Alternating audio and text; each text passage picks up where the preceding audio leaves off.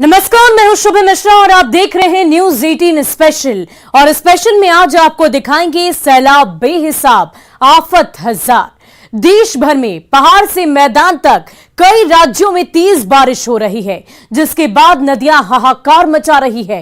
पंजाब के पठानकोट में सिविल अस्पताल में ही पानी घुस गया है। उत्तराखंड, आंध्र प्रदेश, केरल, हिमाचल और महाराष्ट्र के कुछ इलाकों में बारिश ने तबाही मचा रखी है। देखिए हमारे इस खास रिपोर्ट के जरिए। मैदान से पहाड़ तक मुसीबत मूसलाधार।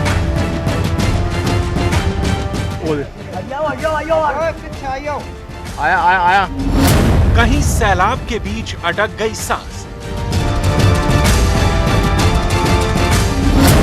कहीं रेस्क्यू के लिए ट्रैक्टर के जरिए किया गया बचाव। कहते हैं कुदरत के आगे इंसान का जोर नहीं चलता। पहाड़ों से लेकर मैदानी राज्यों तक मॉनसून का मौसम इसी बात को सच करता दिख रहा है। सबसे पहले राजस्थान के सिरोही से आई इन तस्वीरों को ही देख लीजिए। यहां भारी बारिश के बाद आए सैलाब में फंसकर एक आदमी की जान पर बन आई। नदी में आए उफान में यह आदमी बेकाबू होकर बहता दिखा, लेकिन चंद सेकंड के भीतर इस डूबते हुए आदमी को पानी में फंसे ऑटो का सहारा मिल गया।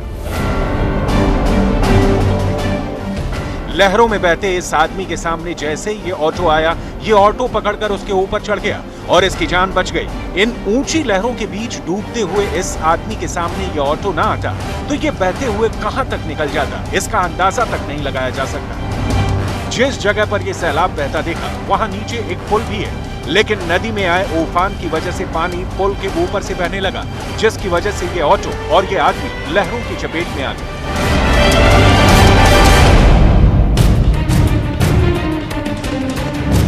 राजस्थान के अलग अलग जिलों में हो रही मूसलाधार बारिश कैसे लोगों के लिए मुसीबत बन गई है, उसका एक नमूना देखिए। ये राजस्थान के सीकर की तस्वीरें हैं, जहां सड़क पर बहते दरिया के बीच ये स्कूल बस फंस गई।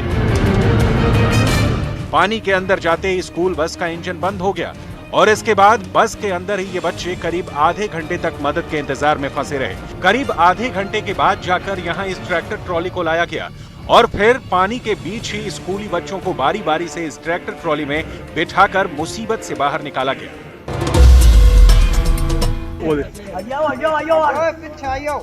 आया। बादलों का मूसलाधार प्रहार पहाड़ों का भी चट्टानी हौसला हिला रहा है। ये हिमाचल प्रदेश के चंबा से आई तस्वीरें हैं। रोंगटे खड़ी कर देने वाली इस घटना का जो वीडियो सामने आया, उसमें पहाड़ का एक बड़ा हिस्सा टूटकर सड़क पर गिरता दिखाई दिया। देखकर ऐसा लगा जैसे पूरा का पूरा पहाड़ ही नीचे आ गया हो। आया। इस घटना से पहले वहां कुछ लोग खड़े दिखाई दिए। इस दौरान पहाड़ से छोटे छोटे पत्थर और मिट्टी गिरती रही, जिसे देखकर लोगों को यह एहसास हो गया था कि पहाड़ दरकने वाला है। और हुआ भी कुछ ऐसा ही, क्योंकि जैसे ही सड़क पर खड़े लोग वहां से हटे, अगले ही पल पहाड़ का एक छोटा सा हिस्सा टूटकर नीचे आ गिरा, जिससे वहां अफरा तफरी मच गई। पहाड़ से आए मलबे की वजह से वहां धूल का गुबार छा गया। थोड़ी देर के लिए वहां दिखना तक बंद हो गया, जबकि इस घटना को देखकर वहां खड़े लोग दहशत से भर गए। लेकिन लोगों की सांसें तब थम गईं जब कुछ ही देर बाद पहाड़ का एक बड़ा हिस्सा खिसक कर नीचे आने लगा। मलबे के साथ कई पेड़ भी अपनी जगह से उखड़कर जमीन पर गिरते दिखाई दिए। सड़क का तो जैसे नामो निशान ही मिट गया था। इस घटना का एक दूसरा वीडियो भी सामने आया, जिसमें पहाड़ के ठीक बगल से एक नदी गुजरती दिखी, जिस पर एक पुल भी बना हुआ था। जिस वक्त ये घटना हुई उस वक्त पुल के ऊपर कुछ लोग भी खड़े नजर आए। तभी भारी बारिश की वजह से पहाड़ टूटने का सिलसिला शुरू हुआ। पहले पत्थर गिरे और फिर एक छोटा हिस्सा टूटकर सड़क पर आ गिरा, लेकिन चंद सेकंड के अंदर ही पहाड़ का बड़ा हिस्सा खिसककर बगल से गुजरने वाली नदी में समा गया। गनीमत ये रही कि पहाड़ का मलबा नदी पर बने पुल पर नहीं गिरा, नहीं तो बड़ा हादसा हो सकता था और कई लोगों की जान तक जा सकती थी। बह गई स्कूटी, डूब गई कार, फंस गए लोग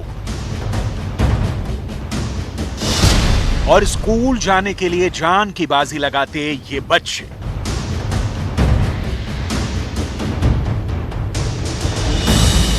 सैलाब काल की डराने वाली इन तस्वीरों को देखकर किसी का भी कलेजा कांप जाए।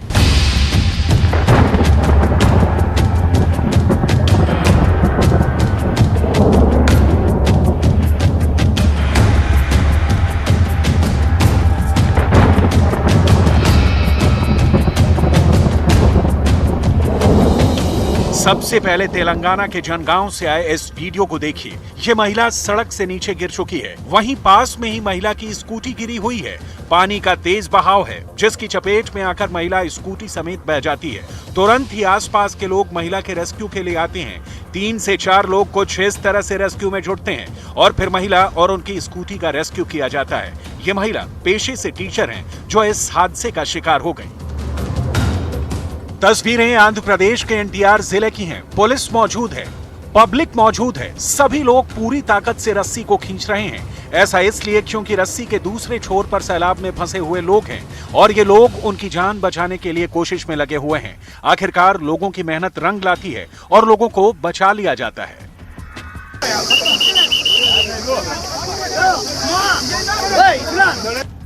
उत्तराखंड के उत्तरकाशी से आए इस वीडियो को देखिए। सुबह का वक्त है और ये बच्चे स्कूल जाने के लिए जान की बाजी लगाने को मजबूर हैं। यहाँ जरा सी भी असावधानी हुई कि दुर्घटना का होना निश्चित है। ये उत्तरकाशी की डोडीताल सड़क है, जहाँ 80 गंगा घाटी में नौगांव केलसू के स्कूली बच्चे इसी तरह हर रोज मुसीबत का सामना करके स्कूल जाते हैं। स्कूली छात्र छात्राएं सड़क पर पुल ना होने की वजह से नदी के तेज बहाव में जान जोखिम में डालकर स्कूल जा रहे हैं। बरसात के बाद नदियों का जलस्तर बढ़ जाने से ऐसे हालात बड़े हादसे को न्योता दे रहे हैं। पूरी घाटी में हालात खराब है, लेकिन प्रशासन की तरफ से कोई सुरक्षा की व्यवस्था आज तक नहीं की गई है। ग्रामीण लंबे समय से पुल की मांग कर रहे हैं, लेकिन अब तक प्रशासन के कान पर जू भी नहीं रेंगी।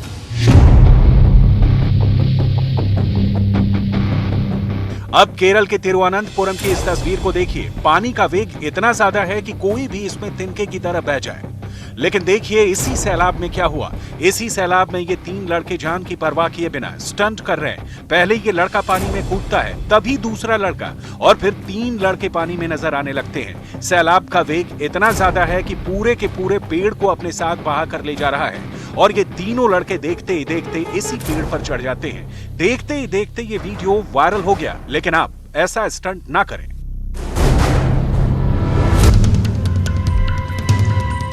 महाराष्ट्र के अहमदनगर में तो पार्किंग में खड़ी कार पानी में डूब चुकी है। घरों में पानी घुस चुका है। 2 दिन से लगातार हो रही बारिश से अहमदनगर जिले में जगह जगह पानी जमा हो गया है। अहमदनगर कस्बे से बहने वाली सीना नदी में बाढ़ आने के कारण विशाखापत्तनम मार्ग पर यातायात भी कुछ वक्त के लिए रुक गया। कोच्चि के अलूर शिव मंदिर की ये तस्वीरें हैं। पूरा का पूरा मंदिर प्रांगण जलमग्न हो चुका है। ये मंदिर पेरियार नदी के किनारे मौजूद है। भारी बारिश के बाद नदी का जलस्तर बढ़ने से मंदिर परिसर में पानी घुस गया। खराब मौसम बाबा अमरनाथ के भक्तों के लिए मुसीबत का सबब बन रहा है। रामबन के बनिहाल में भारी लैंडस्लाइड से जम्मू श्रीनगर हाईवे को यातायात के लिए बंद करना पड़ा। जम्मू से रवाना की गई बाबा अमरनाथ की यात्रा के श्रद्धालुओं का जत्था भी चंद्रकोट में रोक दिया गया।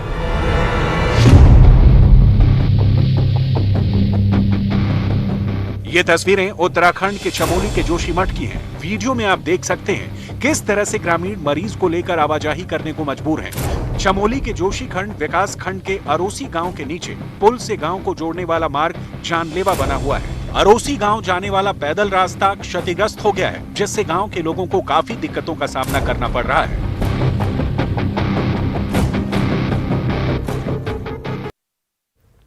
और मुंबई ईटीएस ने टेरर फंडिंग में जी कंपनी के गुर्गे परवेज जुबैर को गिरफ्तार कर लिया है। आरोप है कि परवेज दाऊद इब्राहिम के इशारे पर टेरर फंडिंग में शामिल था। अब जांच एजेंसियां कनेक्शन खंगालने में जुटी है। देखिए हमारी इस पूरी खास रिपोर्ट को। टेरर फंडिंग का दाऊद कनेक्शन, गिरफ्त में डी कंपनी का गुर्गा। डी कंपनी के गुर्गे ने उगले राज।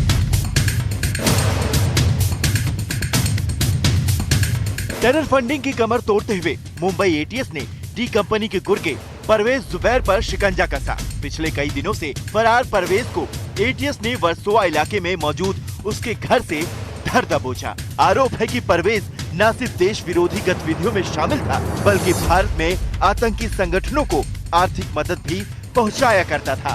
जांच एजेंसियों के मुताबिक परवेज डी कंपनी के ड्रग्स कारोबार से भी जुड़ा है।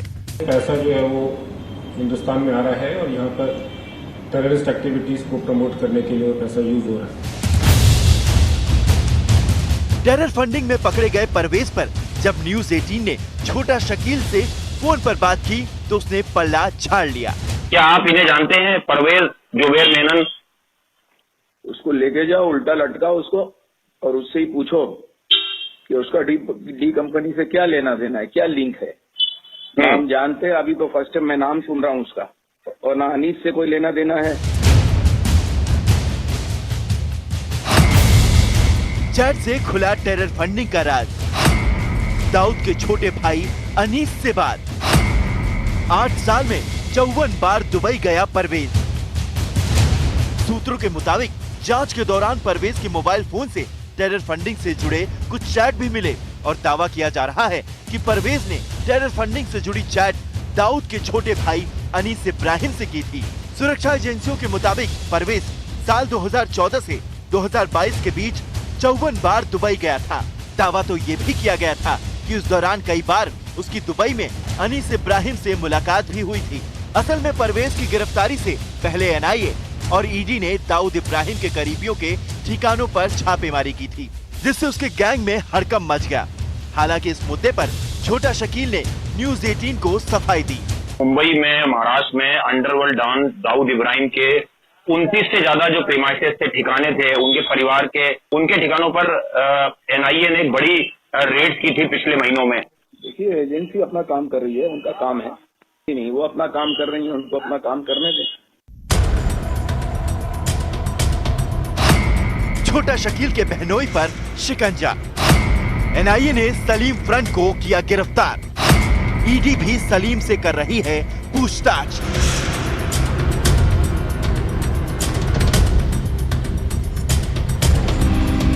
एनआईए ने छोटा शकील के बहनोई सलीम फ्रूट को भी गिरफ्तार कर लिया है। नवाब मलिक मामले में ईडी भी सलीम से पूछताछ कर रही है। न्यूज 18 ने फोन पर छोटा शकील से सलीम फ्रूट के बारे में भी सवाल पूछा था।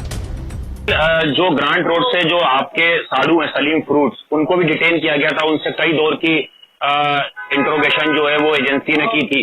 उनसे किस तरह के रिश्ते आपके हैं? उनसे आपका ताल्लुकात क्या है? पारिवारिक है या कंपनी का कोई उनसे लिंक है, डी कंपनी का? देखिए, फैमिली में तो कंपनी से तो कोई लिंक नहीं है। फैमिली फैमिली है, ये एक अलग चीज है जी। कंपनी में कोई नहीं है, कंपनी से कोई लेना देना नहीं, किसी का भी, कोई भी फैमिली के, कोई भी पर्सन का कोई लेना देना नहीं है। परवेज जुबैर सलीम फ्रूट की गिरफ्तारी से टेरर फंडिंग के कई राज अब सामने आने की उम्मीद जगी है। देखना ये होगा कि परवेज पर शिकंजा कसने के बाद दाऊद कंपनी के कितने राज और एजेंसियों के हाथ लगते हैं।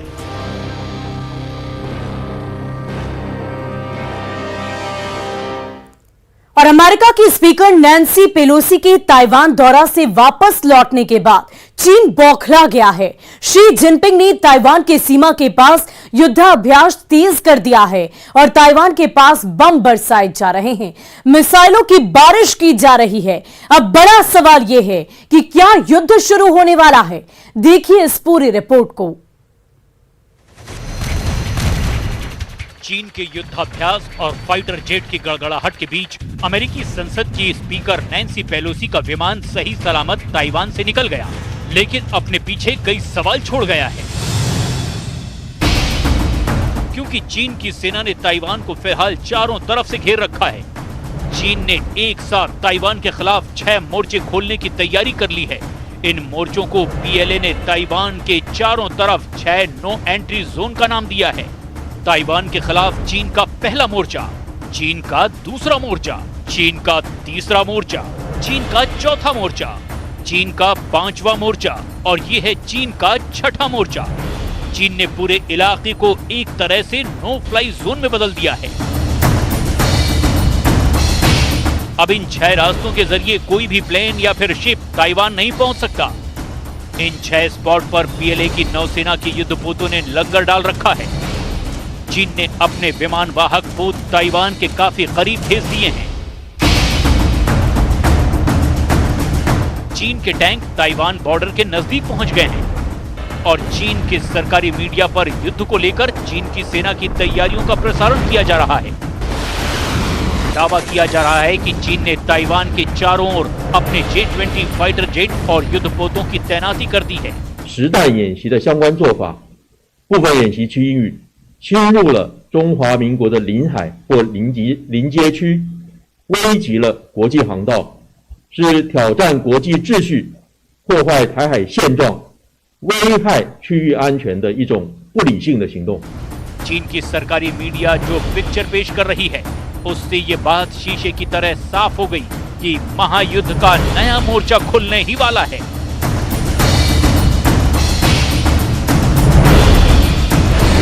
ताइवान चीन में युद्ध हुआ तो वो यूक्रेन से भी भयानक जंग होगी।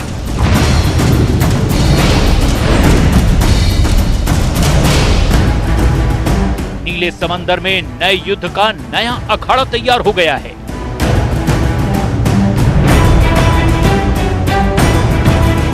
मीडिया के जरिए ये बताने की कोशिश हो रही है कि शी की सेना युद्ध के लिए रेडी है।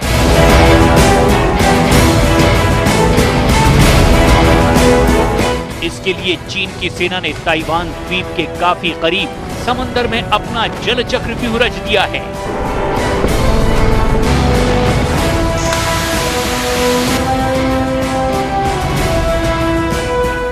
पीएलए ने ताइवान के तट से करीब समंदर में उन सभी 6 डेंजर जोन की मार्किंग भी कर दी है। ये ताइवान के उत्तर पश्चिम, उत्तर, उत्तर पूर्व, पूर्व, दक्षिण पश्चिम और दक्षिण पूर्व के इलाकों में बनाए गए हैं, जहां चीन ने अपने युद्धपोत और पनडुब्बियों से लेकर फाइटर जेट तक सब जमा कर लिए हैं।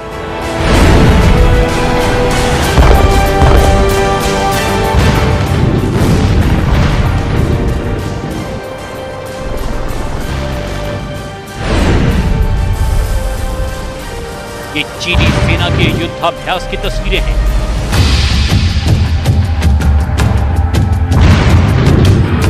युद्ध की इस तैयारी में एक नए महायुद्ध की आहट सुनाई दे रही है।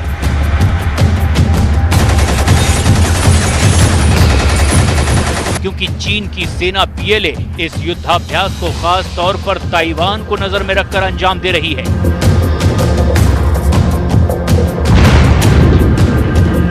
ताइवान को अपने नक्शे में मिलाने के लिए चीन की सेना ठीक इसी तरह समंदर के रास्ते ताइवान पर हमला बोल सकती है।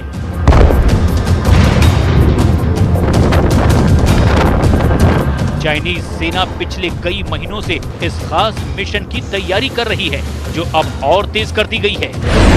ताइवान हमले की तैयारी का वीडियो नंबर 1।